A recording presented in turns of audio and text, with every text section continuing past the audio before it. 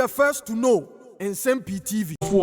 And the message be a free boko akopie the Jubilee House in just John Dramani Mahama nakate na boko for asende a message be the Mahama and a warm ebo Mahama subo say ene ntokwa ekoso boko no Mahama eka ho ena ama ntokwa no eye kese e wo boko ntokwa yi ya frɛ yenana atikɔkɔ so otumfo nya mekase papa no atunu na yasi asɛm no so wɔka asɛm no ma ntokwa no ekɔkɔdae ya hu de ye na ntokwa no asa asɔre biem ɛnɛn no bɔkofoɔ nsɛm mo kasa Mahama aba bɔko abadaada wɔ mu abra na opetumi no na ntokwa na ekɔ so nyina no Mahama ɔka ho ɛna ma ntokwa no ekɔ so Abronye DC wo play ye video na audio a bɔkofoɔ no ankasa eye press conference against John Dramani Mahama edi san sembo nyina etudwa mumie nkonko tie bi eye ukoduru bɔko a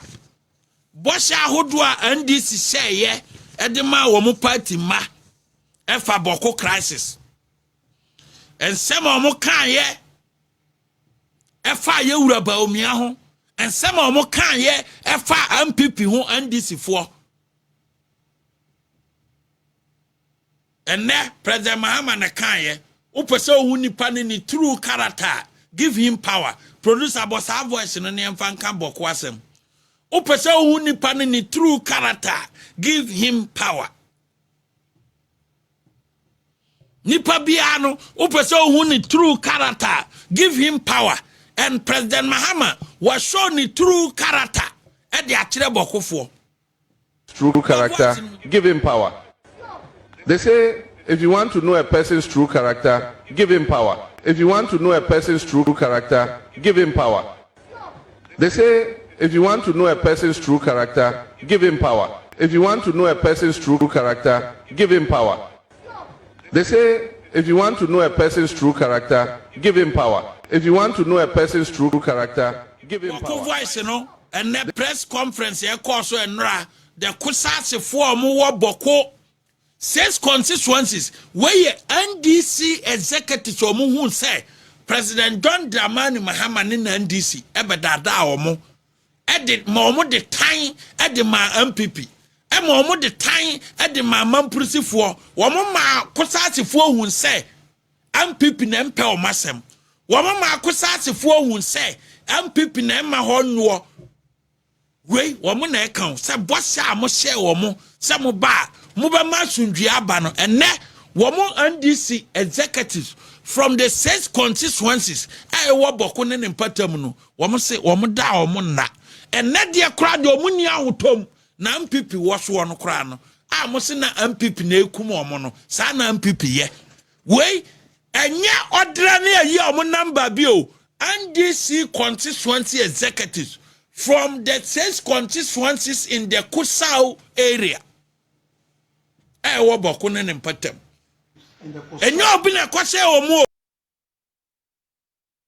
na tenase hu se wankasa otima MPP penso amosi ba omia anim hu bi ana boko nyo ana ba omia na shachire ene ne keka mo ye propaganda tia ba omia no ba omia ye onyame nipa na de bia nkontompo bia mo de to ba omia so Saba umia be di president ya. O me di president mpu boko kusasi ni mamprusi enka eho ye kunkuma mo. Nanso ntokwa we ewo ho in the 80s. Na NDC na ewo so. In the 90s na NDC na ewo so. 2009 ntokwa na start ye NDC na ewo so. 2011 ntokwa na babie NDC na ewo so. 2016 ntokwa na hiti ye na NDC na ewo so. Ntokwane be sorry 2023 ya ne yenya a presidential candidate amana kwa gina ho abakwa sem trese ntokwa we start NDC PNDC NDC muntimi nya ho hwe na no wo petumi no ukodi tro se ebre bia NDC be wo so no asundwe wo boko mi wa anya nokore wo pensu nipa wuewu ye e wo boko as a president. Na won kom ma biem no enya asem koma enai NDC amanyokuo wa wukuo ma say wadada omo waditratre omo wo ye kontomponi na no a ye de gebosia no enye saa no no ne editua na wo no mo ni yie wo mo life aye in danger e wo boko ne mpatam because you promised them so be ma sundua ba afedie asundua atonsuom ena ne ntokwa no aginsam because mo the propaganda wura mu producer for voice ni to dwama yenwe yenhwese mo be survive traditional area and the press conference dated 15 July 2025. Ladies and gentlemen of the press, we begin by expressing our profound gratitude to Almighty God for preserving our lives in these perilous times. We also thank you, the men and women of the media, for promptly responding to our urgent call in this critical moment of betrayal, bloodshed, and impunity. We, the undersigned National Democratic Congress constituency executives from the 6 constituencies within the Kosak traditional area, Benjuri, Bawku Central, Kusiga, Garu, Nsem-Pii, and Zabila, stand before you today, deeply alarmed and outraged by the deteriorating security situation in Bawku and the total failure of this government to protect the lives, dignity, and rights of the very people who gave them power. On July 13, 2025, the people of Kosak woke up to what can only be described as a state-sponsored assault, not only on civilians, but on the very soul and authority of our traditional leadership. In an appalling and indefensible act, the military desecrated the image of our revered overlord, His Royal Majesty Bawku Naaba, by setting ablaze his statue, an act so vile and provocative it amounts to declaration of war on the people of Kosak. The justification for this barbarity, a reported attack by unknown persons on Mampusi buses and the military escort. While we do not condone violence in any form, no civilized or lawful state responds by massacring innocent women and children, invading schools, brutalizing students, and injuring 2 of them. This is not law enforcement. This is state terrorism, and it will not be accepted under any circumstances. Let it be known, the Kosak people have reached their limit. During the 7th December 2024 election, while the rest of Ghana voted for hope and progress, the Kosak people voted not just for development, but for survival, placing their trust in the NDC and His Excellency John Dramani Mahama, believing his administration will deliver justice and peace through the rule of law. That trust is now dangerously eroded. The government, instead of taking bold and lawful action to resolve the chieftaincy conflict, has outsourced responsibility to the Asantehene. The perpetrators of violence walk free. A worsening crisis, deepening mistrust, and a growing perception that the government has chosen political expediency over justice. As the frontline leaders and campaigners of the NDC in Kosak, our lives are under serious threat, not just from the crossfire of violence, but from the growing anger of our own people, who now see us as enablers of a system that has betrayed them completely. We refuse to continue risking our lives and integrity in the name of a government that appears to have no respect for our people, our leaders, or the promises we made on its behalf. Our core concerns in the Kosak traditional area and the press conference dated 15 July 2025. Ladies and gentlemen of the press, we begin by expressing our profound gratitude to Almighty God for preserving our lives in this. And these executives, our more baby, a movie say, Mubenya votes were free, our Boko. Some are moko kantia ba umiani MPP. And ne mua sankrofoni kitamokon. And ne yatua bawie ya hoye dere no. And this national executives etuya ho. But 2024 no mutimi kwa ho. Ekoye propaganda. And ne womaja constituency executives no muwo. Ano muwo. Eja dem wo madwana ja omo. Mo na modi jakotu mu. And no mo no mo nkura na e what says constituency what the campaign message na ya wie na mpanyimfo no magye mo positions won kran na sa nkura na iwu amonkɔhwe omo and they have been abandoned. Womo fa phone cry frem mpanyimfo won kran obi amfi omo their propaganda timi ye no their propaganda etimi ye no enti President Mahama Nana Ababio Wadawroma wana ka say anytime bia andisi wo abamu no peace ewo boko enti producer bomodena na fa ne voice no fa fo hia TV anwumre fa koma President Mahama say voice na okoka say anytime bia andisi wo abamu no there is peace at boko no na Dawroma voice no me ye no momo we cry momo no me ye no in and out say be ya oyi a omoka enti fa voice no eye no momo ohia TV line no fa ye no momo ye no in and out say be ya o withdraw omoka enti boma no na andisifo no momfa but sa voice no sa man biem na no ye boy ye see aboso ba na mo japai enti mon sa mfa man biem anu. Anytime NDC is in government, Bawku is at peace. Unfortunately, as soon as NDC leaves government, the Bawku crisis flares up again. Anytime NDC is in government, Bawku is at peace. Unfortunately, as soon as NDC leaves government, the Bawku crisis flares up again. Anytime NDC is in government, Bawku is at peace. Unfortunately, as soon as NDC leaves government, the Bawku crisis flares up again. And let nobody say it's a fight between ethnic groups. There is politics behind it. And there are people who deliberately fund that crisis. Everybody, the majority of people in Bawku, Kusasis, Mamprusis, Bimubas, Busangas, everybody wants peace. Because everybody wants peace to do his business. I mean, the current curfew in which we are, nobody likes it. Our chiefs are being told they can't wear smocks and go into town. So what is a chief supposed to wear? A shirt like me? How would they know he's a chief? And yet, it's because of the violence and the crisis. And they were forced to do it because people hide weapons in their smocks and go and shoot at people.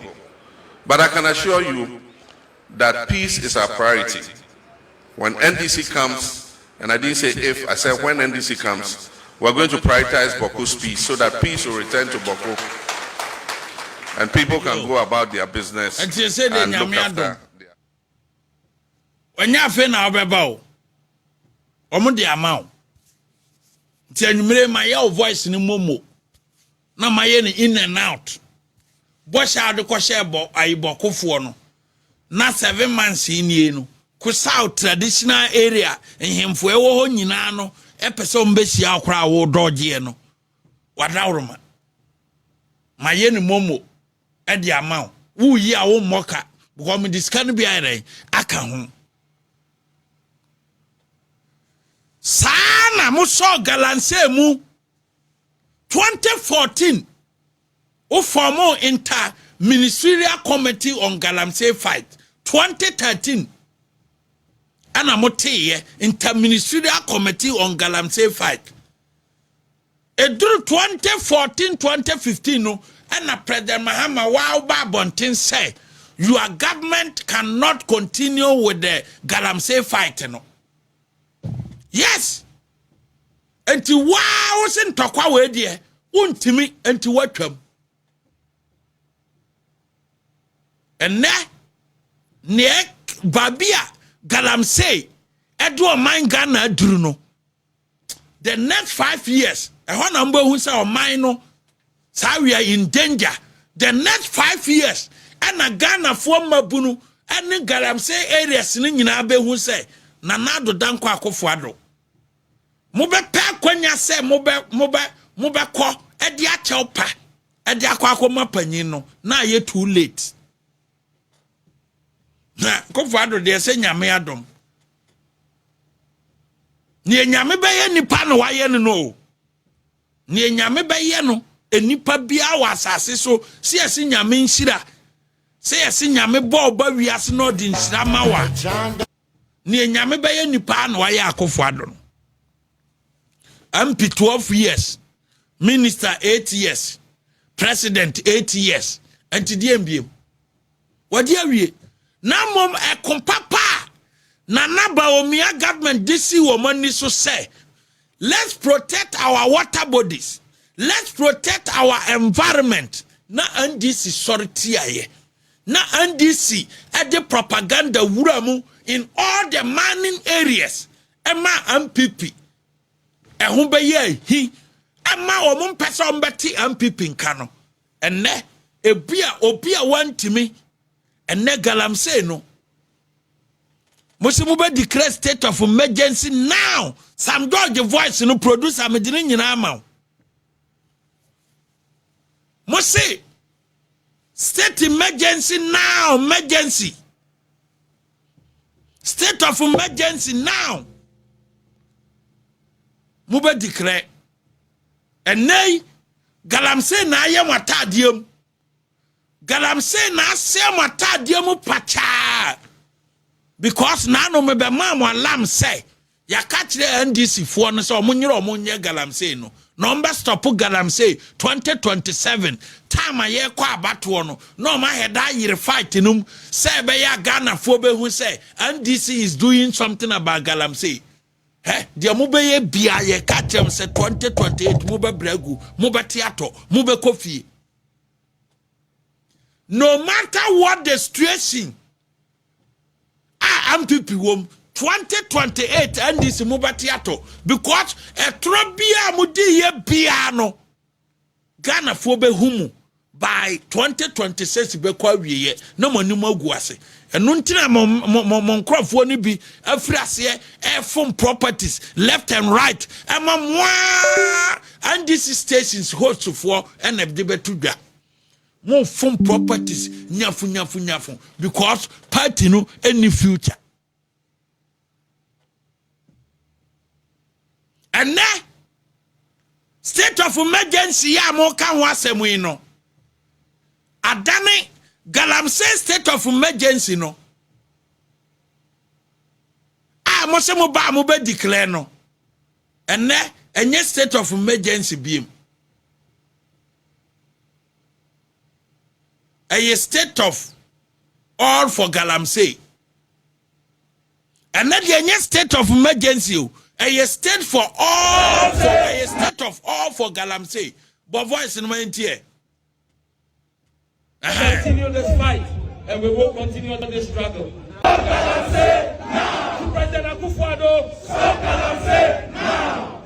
We will continue this fight and we will continue on this struggle until our water bodies are protected and until our colleagues and comrades are stop galamsey now. President Akufo-Addo, stop galamsey now.